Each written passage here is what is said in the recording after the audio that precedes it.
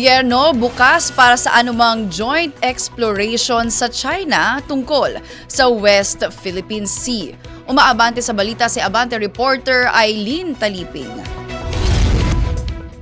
Bukas ang Pilipinas sa anumang joint exploration sa China sa West Philippine Sea para sa paghahanap ng langis. Ayon kay Palace Press Officer Atty. Claire Castro, kung magkakaroon man ng plano ay walang dahilan para tumanggi kung para sa ikabubuti ito ng bansa. Sinabihan niya ni Pangulong Ferdinand Marcos Jr. noon na nothing is off the table pero sa ngayon ay walang pinag-uusapang joint exploration at walang update hinggil dito. Isa lamang ang titiyakin anya ng gobyerno at ito ay laging magiging tapat sa mga pag-uusap kung meron man at magiging maingat para sa interes ng bayan at para sa interes ng bawat Pilipino. Muling binigyang diin ni Castro na sa ngayon ay wala pang mga nangyayaring pag-uusap at bago simulan kung mayroon man, igigiit ng Pilipinas ang soberenya ng bansa at walang mawawalang interes, walang ipapamigay na interes at walang secret deal.